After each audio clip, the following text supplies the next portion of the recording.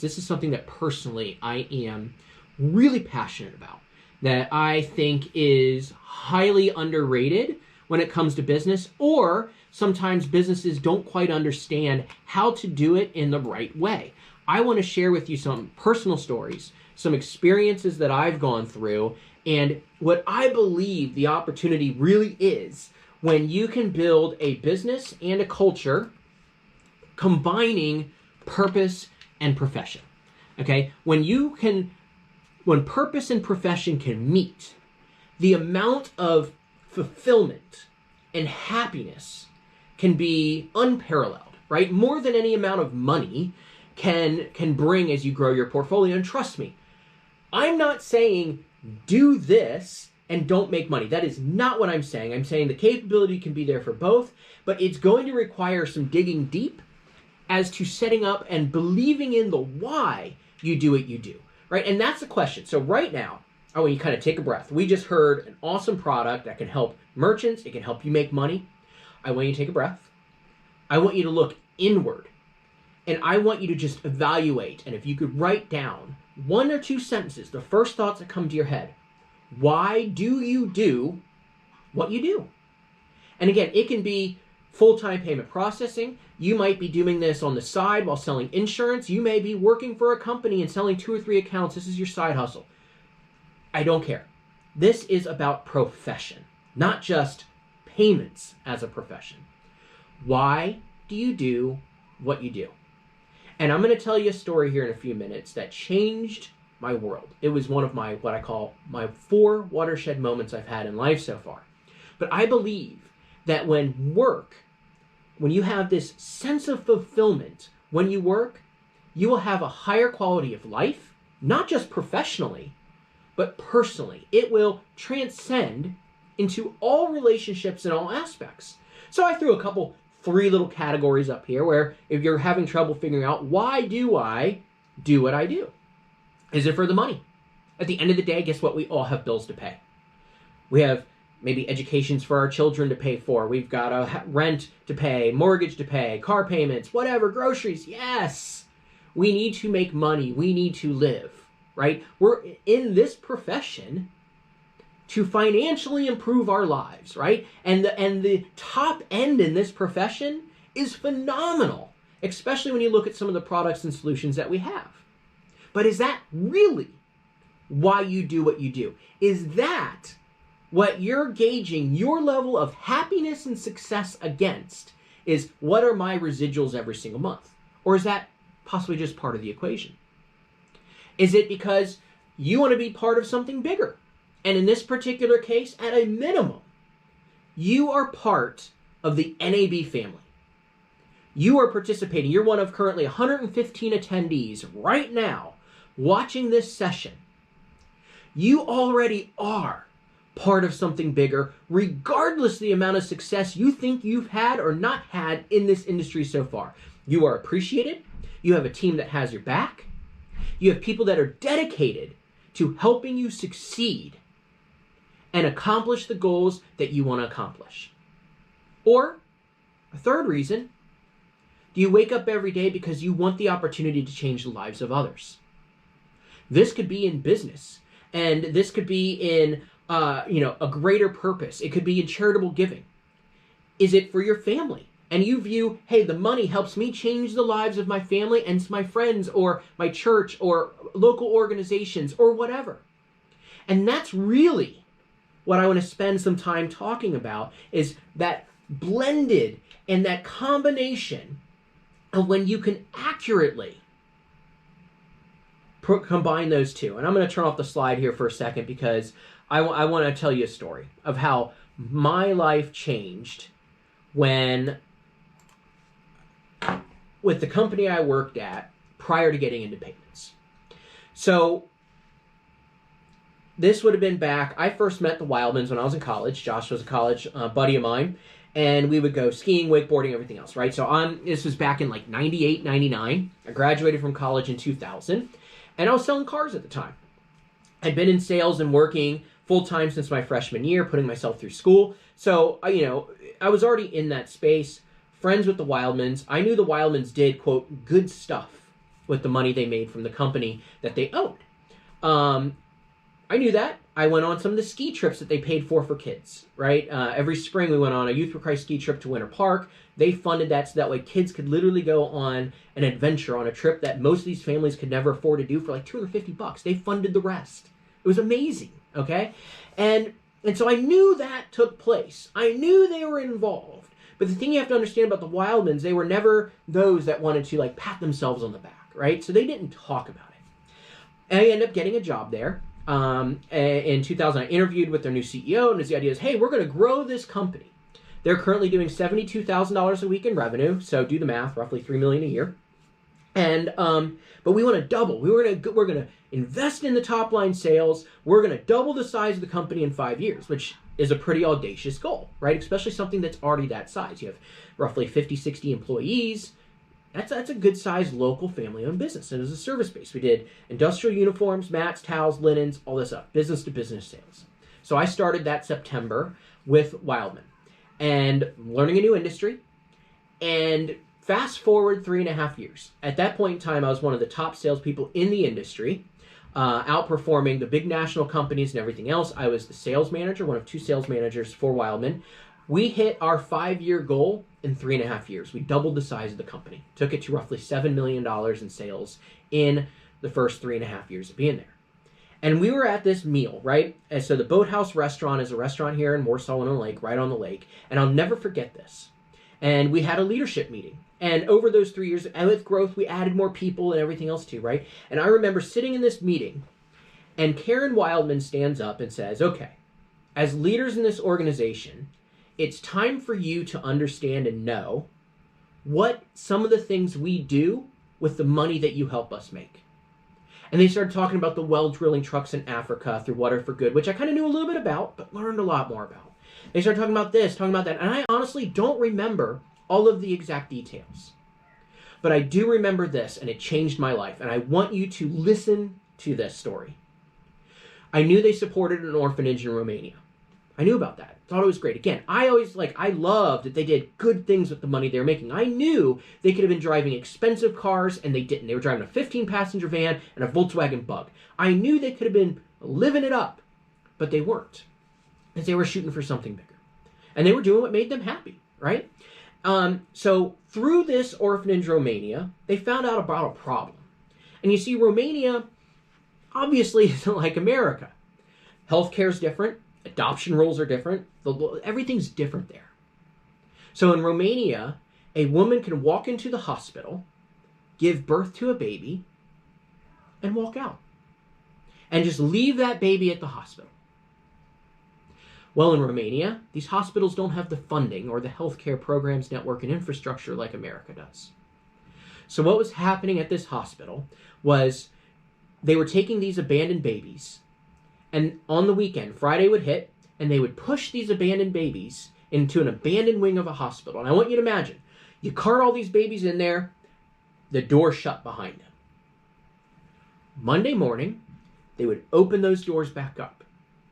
The babies that were still alive, they would wheel back into the main part of the hospital, and they would care for them until either the weekend hit again and they would go through the exact same process, or they were old enough to get placed in an orphanage. And I always tear up a little bit on this, sorry. The Wildmans heard about this through the orphanage they supported. And it's one of those things that once you hear about, like, you can't not do something about it. So the Wildman company started fully paying for staff, supplies, food, everything needed to take care of those abandoned babies in those abandoned wings of that hospital. So that way a baby wouldn't die from lack of care.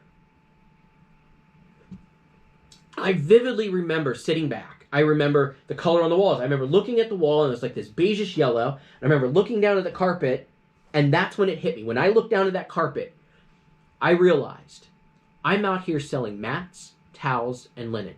I'm making good money. I'm having fun helping businesses. But I'm saving lives.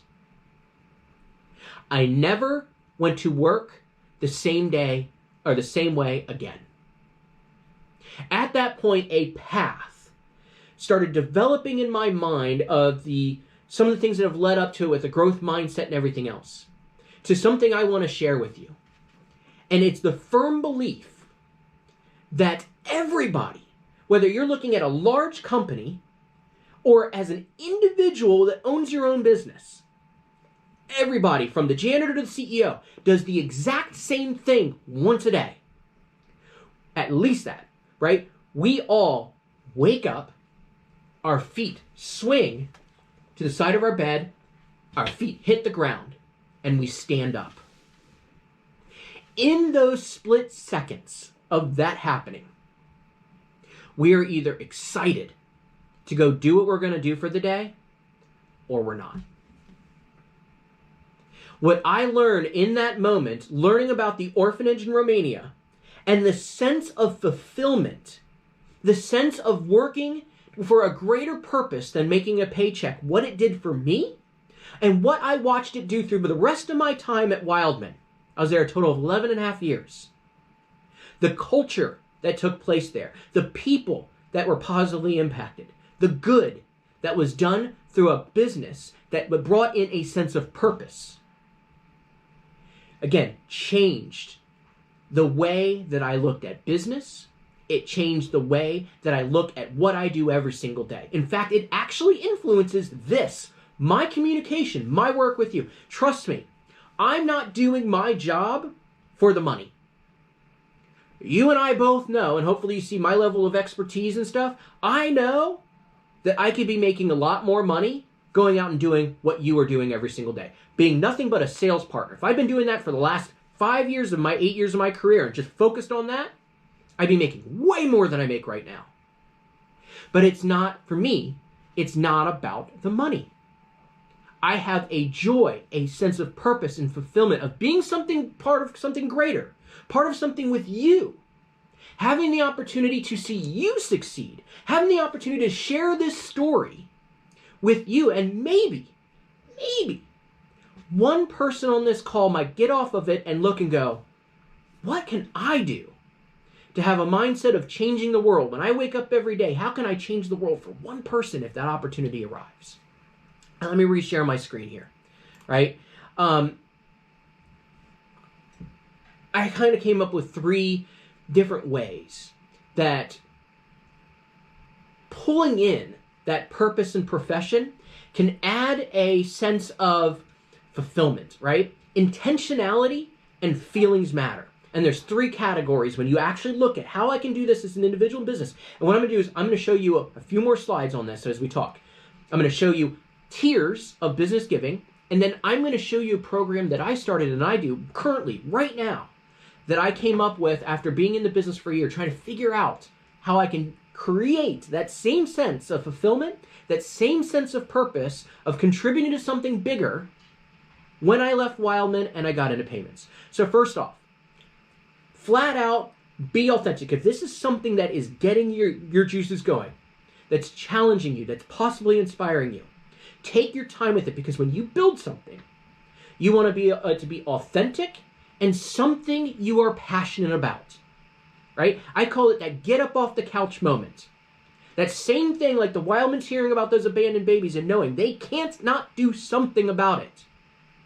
Something that triggers you to where I can't sit on the sidelines, I can't sit on the couch any longer and do nothing, because it has got me pulled in. Because that will allow you to be completely sold out and authentic despite the level that I'll show you on the next slide of what you apply to it. It will positively impact you. This will change you. Doing good feels good. It will make you happy. Bringing this in as a part of the equation of when you define success and happiness, it's going to change your life. Just like it did for me up at that upper room at the boathouse. If you have employees, this will positively impact their life greater than you would by paying them money. I'm talking wide scale. You're going to have some people that be like, no, just pay me more money, right? I'm saying wide scale because I watched it firsthand. Okay? Giving your employees a sense of purpose in the same way the Wildmans did me. That when they go to work, it's about more than a paycheck, will produce such positive results. On a large scale, you will see higher productivity. You will see happier employees. You will see higher retention on employees, which all saves the company money. If your turnover goes down and you're not retraining new people, that's a good thing for businesses, right? And I watch this. Go back to that Wildman example. We were an industrial laundry. When I left in 2012, we were at $38 million a year in sales. We had doubled again and again, right? We tripled. We doubled the size of the company 3 times while I was there in 11 and a half years. We were at like 160 employees when I left. And it was an industrial laundry. We had people in there that literally all day long folded towels, put uniforms on hangers, and checked to make sure buttons and emblems were on there. Ran linen through ironers in a hot plant in the summertime in northern Indiana. This is not a glamorous industry. That was not a glamorous job. But we had people doing that. The retention rate on employees was in the 80 to 90%. We had people literally folding towels, knowing they could go make more money in an RV place, even at whatever quality of education they had and level of education. But we had people doing that they'd been there 15, 18, 20 years. It was amazing. And again, it wasn't because the job was fun. It wasn't because they paid a bunch of money. It was because of the culture that Wildman successfully created for their employees, that those employees knew that when they went to work, they were contributing to something larger than themselves, larger than a paycheck. When their feet hit the ground, there was a sense of fulfillment and happiness beyond that hourly rate or that paycheck. Now, what about your customers? When your customers know and feel good about the business that they're dealing with, when they look at you're doing good as well as taking care of them, it only produces positive benefits. And we're going to talk a little bit about that when you go to build brand, and we'll talk about branding later on today. Now, I personally, after experiencing this, started sitting back over the next several years and developing what I started with 3, and then went with 4. I'm settling in right now, what I call 5 tiers of business giving. I want you to understand, I'm a massive fan of capitalism. I'm a massive fan of letting the market decide. Let the market dictate whether they want to buy from a company and support a company or not. Let the companies run the companies as they do. So when I illustrate this, I want you to understand all of these, no matter what a business does, no matter what you may choose to do, all accomplish good for others. Okay? First level. And I can give you examples, and I'm actually kind of working on, maybe this will be a book someday or something, of people that might have started at level 1, moved up to 3, 4, or 5, right? But they had to start somewhere. I call level 1 the give to grow mentality. I give, I do good because it gives me positive attention, which means I might sell more. It's a very selfish perspective of giving. I don't care. You're still helping others, right? And we see companies do that. They may sponsor a cancer event. They may put out a product line that has all profits go to fill in the blank. And they get a positive spotlight on in their local newspapers, on Facebook, social media, maybe in an interview or something on the news. And all of a sudden, that company that people didn't know about now knows about it. And they're going, oh my gosh, I can't believe it. It's so good they're doing that. When 100% of the reason behind it was, I'm going to do this so it gives us positive attention so we can grow our business. Great. Do it. Awesome. Love it. Okay? Utilize it. Because the reason I'm using a triangle on this is because these build on themselves. Let's talk about the second level. I call it the give back giving. Okay? This is where a company goes, man, I had a great year. Thank you, community, for helping me have a great year. I want to give back to you because I had a great year. Which means their level of giving is conditional on how good of a year they did. Right? Now, they still capture the positive attention from giving, right? They still get that level 1 benefit. But now they're at that level 2. We're like, hey, we had a great year. We could keep it. Or, hey, let's just give some of it away. Thank you. It's a thank you mentality. Oftentimes, businesses that implement that will then move into what I call the committed category. Now, the committed category and the culture of giving category have a lot of similarities, but it 100% has to do with focus, and especially leadership focus. The I'm committed category goes from, instead of I did good, therefore I'm giving back, to say, you know what? I want to commit. I'm adding a line item on my budget to giving. It can be a percentage. It can be a fixed amount. I am going to commit to give a percentage of my revenue, my profits, to X or XYZ or fund or whatever else, right? It becomes the same way as they have to look at paying rent, utilities, whatever else, your car payment. I'm going to commit to giving. It's great. It's fantastic, right? Now, once you've moved into that commitment, it opens the door to what I see as what Wildman got to, right? That culture of giving.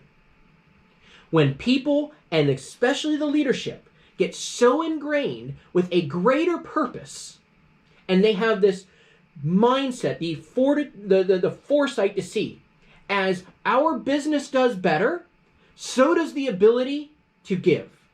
We have a purpose that is tied in to our business. We double the size of the company, we make more money, so does our ability to give and impact the world for others. That is a culture of giving. That is when you start looking inwardly as a company or an organization, whether you have 1 employee or 1,000, and you go, I want you employees to feel good about working here. I want to give you the opportunity to explore what you're passionate about. And it might be, hey, we're adding a paid day off for you to pick from these organizations to get involved in. Now, obviously you have to go and volunteer. It might be the local soup kitchen, might be this. Or hey, if you have an organization you're passionate about, you can suggest to us and we can review it and make sure that qualifies. But we want to pay you to go get involved. We want to pay you that day to have that greater sense of fulfillment and giving to others. Wildman actually did a trip you could qualify for.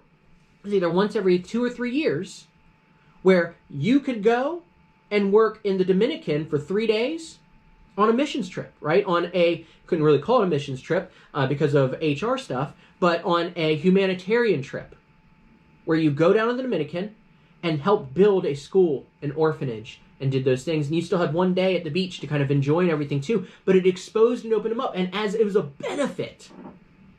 And the people who went on that trip, unfortunately I was never able to, their lives were changed. I watched them come back. And many of these people who went, again, were the same factory workers that were folding towels. They would have never had the opportunity to get a passport, jump on a plane, and go to the Dominican Republic or anywhere else. They would have been in this regional area for as long as who knows when. And they had the opportunity to do more because of that culture of giving. Now, the fifth level of doing good as a business is what I call built for it. And some of you may have seen this. This might an example I like to use is, let's say a group of doctors go, hey, we're going to start a private practice where each of us aren't going to take any money from it. We're going to volunteer our time, right? Or our costs will get covered. So the business is a for-profit business, and that private practice has to take money, but there is no profit being taken from it. There is no salaries to those doctors. There is no profit sharing. They make money, but 100% of that money, let's say, funds a clinic in Honduras. A business is actually designed, built for the purpose of taking its profits and doing good with them. The business is built for giving. Now, these are 5 categories, like I said. Every single one of them do good for others. And you don't think that that level 4 of the culture of giving also gets that positive benefit of that give to grow level? Of course they're going to get attention. I mean, when I was part of Wildman and working there, and some of the other businesses and stuff we were able to do, it created that. I watched it firsthand, right? I watched it happen with employees. So then when I left and started in the payments industry, and I want to show you what I've done, because I don't care if you do the exact same thing. I don't care if you figure out something different. I want to challenge you to take a look at these different categories. and possibly start with one, even if it's to give to grow, right? So I fast forward 2012, I leave Wildman. I start my own company doing business consulting. I find payments. I walk into a buddy's office and he's like, "Oh, I need you." I'm like, "Okay, let's go." And I start learning payments. I knew that whatever I did for a living, I had to find a way to create that same sense of purpose and fulfillment when my feet hit the ground when I get out of bed. It took me about a year to really come up with something that was scalable, because in that committed line of things, you have to be scalable with it, right? But then also, not only did I want it to be scalable for me, I wanted it to be something that would inspire my clients to look at what they might be able to do as a business. So I wanted to make sure it had a deep personal connection. And this is where my time where I spent with invisible children and what model I saw them create through their content, their media, and their purpose and goal, I kind of blended those. And my passion for kids in that particular area. So what I did was I created All for One. And you can check it out as a Facebook page. allforone.net is the website. You can see it there. Check it out. Take a look at it, right? What I came up with was a scalable model where for every 4 accounts that I personally sell that are mine, that are part of my portfolio that I take care of, I sponsor a child. Doesn't matter residual amount. Doesn't matter how much money I make. I can sell 4 accounts that I make $5 each on. I got to sponsor a kid, right? It was a commitment, knowing the laws of averages. And so, I also realized that having a name and a face to identify with and give that to the merchants is extremely sticky. So this is a large part of my sales process. It's on the back of my literature I use. It's on my my business website. I have, like I said, Facebook, Instagram. I create content around it. And when I'm cold calling or talking to merchants, I say, "Hey, now this is something unique to me. I want to make sure you understand that when you choose to do business with me, you don't have to do anything else. But I want to make sure that when I do business, it's for a greater purpose than just business. So what I do is every 4 accounts that I sign and sell and take care of, I sponsor a child. So if you choose to do business with me, you will be joining 3 other companies to help provide life-changing education, food, and anything else for a child." I'm telling you, when I go back, let me go back to this. Again, it's not, trust me, I'm not living in the give to grow mentality. That's not why I'm doing this. But you better believe it's capturing that. You better believe it differentiates me from other people in the industry. When I went back to it makes the customers feel good, absolutely. If I had employees, obviously I know it would make them feel good too. And it provides the opportunity for program reinforcement that's continuous contact. So every once in a while, usually twice a year, I am giving those 4 merchants an updated profile sheet of that child that is having their life changed because they're doing business with me. And it's super easy. I either email it to them if they're not local. I walk in, I say, "Hey, I just wanted to give you an update on Rebecca. Here's who she is, blah, blah, blah, blah, blah. Here's what she's at now. Here's the level of education." I have a sheet, and I say, "Thank you. Thank you for continuing to do business with me and allow me to help take care of them." Now, the way it works is if I lose account, they go out of business. I hardly lose anything to competitors. But if I lose a business, I simply have that open slot. I don't drop the kid. The next account I sell fills that open slot. So again, it's very scalable. Sponsor a child, for me, is exciting as closing a deal, right? And I post them on Facebook, and I've got a couple that I need to update on there and be like, "Hey, thank you for, on the Facebook page," and I share it and everything else. Thank you, San Jose Conestria, they're one I have to do, for joining me. You're going to see yourself tied to a child soon. So I'm giving them attention through the process as well. And that social media engagement, again, because this produces so much organic content, I don't have enough time to keep up with it. I could do updates online of every single kid. And as I sell more accounts, I have more kids, right? I'll show you some pictures of them here in a second. You might have seen the flash up there. But the bigger reason why this works for me is in a scalable way. I get to have a conversation with every client I have. I get to hopefully plant that seed of going, "Oh my gosh, what can we do as a business?" And if I get the chance to have that conversation, that story I've shared with you that I had at Wildman, that watershed moment of I am saving lives because of what I'm doing every day. And that business can go, and man, can we do the same thing even on a small scale? And that happens. And the trickle effect that this can have, there's a reason I wear this Change the World bracelet every single day.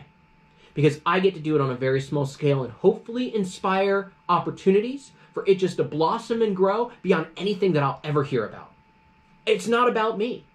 It's about literally changing the world. And yes, the only people that can change the world are the ones crazy enough to believe they can. And I believe I can, right? And I believe you can too.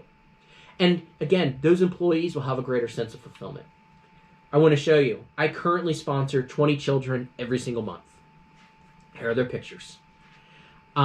The caption, the line that I use for the All for One program is changing the world, one business at a time, one child at a time. Now, obviously, when I get to change a business from a business perspective, providing them with growth tools, point of sale, edge, those types of things, obviously I'm helping them that way. But the real thing, changing the world, one business at a time, one child at a time, is about planting those seeds, about bringing in that opportunity to blend purpose and profession, purpose and profits. If you have any questions about this program, you want to have a conversation with around this on what you could possibly do, I would like to do nothing better. So at the last few minutes before we go to our break, let me go to our question and answer. Thank you so much for staying with me on this session. Like I said, this is something that if I could literally every single day work with businesses on helping them move up those tiers, it would be a hard opportunity to say no to. I love what I'm doing right now, but this is why I exist. I believe in the professional realm. All right, let's see if there's any questions here. Mary says, happy to hear you talking about this. Thank you very much. All right, what organizations are you affiliated with to sponsor child? Okay, that was one. Let me go back to that slide, right? I have them all on my website. So find great organizations and use them. Okay, so I didn't start a 501(c). I am not a non-for-profit. All for One is a program, not a company, not an organization.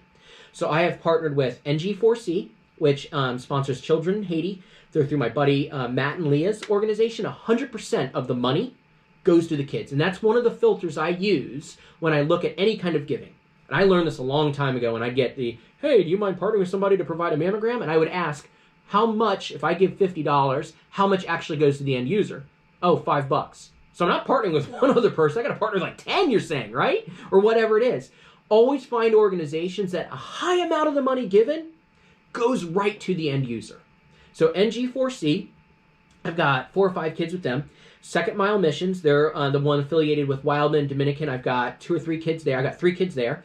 World Vision is a great organization, Compassion International, and Child Fund. So I have 5 organizations that I directly sponsor kids with. I also have other organizations that I'll do one-time donations. Camp What You Want to Do is a local camp here for kids surviving cancer. I donate time. I always go up 1 or 2 days a week, help with their canoe trip. I've been doing that since like 2002. And I'll donate money. We usually pay for their canoe trip. I really strongly believe it, but it's an opportunity for kids that are surviving cancer to go be kids, right? It's local. I love it. Water for Good provides well drilling and clean water for people in Africa. Invisible Children. There's different organizations that I also opportunities to look at and do good in. And honestly, the way that I do this is I take a portion of my residuals and I have another bank account that 100% gets used for giving. And it just grows, right? And so obviously I'm covering all my sponsorships out of that, but I always have a little bit of extra going in there. So if I see an opportunity, it's very easy for me to sit there and just pay, right? And be done. And it doesn't disrupt the normal course of business. It's that commitment. I'm committing a certain percentage all the time, whether in kids or whatever else, to go towards giving to others. Caleb's asking a question. Are you open to letting others join All for One? Okay, so I've been asked this in the past. I am absolutely 100% open for that. I'm 100% open for you doing it yourself. I don't care. I'll give you the logo, right? Don't care because it's not about me. Where it makes it difficult is the funding part. Because I'm directly the one sponsoring the kids, it's coming out of my bank account, it makes it a little bit tricky on that. So what I would be more than happy to do is, how do you start your own All for One program? And let's talk about that. I'll help you find organizations. I'll show you everything that I do and help you start the exact same thing if that's what you feel led to do. Having kids on everybody is like something you can get passionate about, that you can have a lot of fun with, that you can, that's your thing, then I'll help you. If it's something that you guys want to involve in, like locally, right? If you have some organization or at-risk kids in your city or town and you want to figure out how do I blend that into what I'm doing, let's have a conversation. I would love nothing more than to help you create your unique program that you can get behind, that you can inspire, that you can be passionate about. Thank you. Very inspiring. Thanks, Rob. Very important. I appreciate that NAB is willing to devote time during this roadshow as an indication of the importance. Reminds me of the NFL Walter Payton's Man of the Year award. That's a pretty cool compliment. Nowhere even close, but I do this because, again, I believe so strongly in it. This isn't about me, right? This is something that I get to leave behind. This is something that even my own kids, I try to get my own kids involved in knowing the kids that we take care of every single month. And yeah, guess what? I mean, do the math. There's a car, I have my favorite car that maybe someday I'll drive. I could not sponsor 20 kids and be driving that car. But this, changing the course of these kids' lives and seeing some of the ones directly through organizations like NG4C that let's find one of them here, right? Jules, she's right above the E on that picture, right? And another next to Wilderson is in the orange shirt. Right, these kids, if they don't get education, if they don't get nourishment, they are bound for either poverty, they are bound for sex trafficking, all the horrible stuff that takes place in these third world countries. They get a complete course of life change for $35 a month. That person, one of those kids, literally lives a long, fulfilling life with a family as opposed to becoming sexually exploited and dead at the age of 19 because of $35 a month. That's what I mean when you can do something where I'm selling merchant services. I love this industry. I love business. I love talking to businesses and helping them. But I also equally love knowing that what I'm doing every single day as a profession is saving lives. That is better than any steering wheel I could be wrapping my fingers around. Period. What is your contact information to talk about sponsoring children? We've never had any children. You have excited me. I'm brand new to NAB. Hugh, that's awesome. My email address, I'll throw it up here before we go to break. If you want to set up a time to talk to me about this, or frankly anything strategy-wise, like what Ryan said at the beginning, is ksampson@nabankcard.com. If you go to that allforone.net, and again, there's hyphens in between there. I'll switch back to that so you can see it. Again, and here's how confident I am, right? You go to that website and you look at sponsored kids. I actually have the names of all of my clients listed under them. I don't care, right? Like, you may not feel comfortable doing that. I do. Because I know the level of service and everything else I give. I have confidence in that. I want to give them positive exposure. Again, they're not doing anything. They're not self-promoting, but I want people to know that these are the ones. I want them to thank them. If one of my friends walks into one of my clients and they know I'm doing this and they thank them for doing business with me because of this, man, that's like just circular. It goes around. But it's all-for-one.net. Check it out yourself, right? There's also a contact form within there. But yeah, my email address, ksampson@nabankcard.com. Maria, how do you know you can trust them? Again, World Vision, Compassion International, and Child Fund. Those three accounts alone, I don't know any single person that I'm with, but I vetted them. They are long-standing organizations. They have incredible reputations. Okay? The other two that I use, Second Mile Missions. I know Rod and Nancy, who started that, personally. I know Wildman wouldn't be contributing the amount of money, and I'm talking hundreds of thousands of dollars to them, if it wasn't going to those kids, right? NG4C, which was started by one of my closest friends, Matt Hoskins, and his wife, Leah. After a missions trip there, they went there and had their worlds rocked, okay? He's in the payments industry too. They have built a school, a church, and now looking at building an orphanage. They've adopted 3 kids themselves from Haiti. Like, I know that my donations to help sponsor the 4 or 5 kids that I have down there aren't going anywhere but to those good kids, right? To help those kids.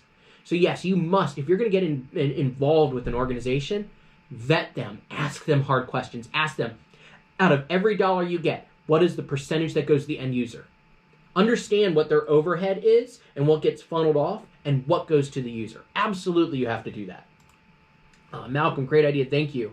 Keith Page, World Vision is great. Been supporting a child there for 15 years. Love it. I think that's the last question, comment on this session.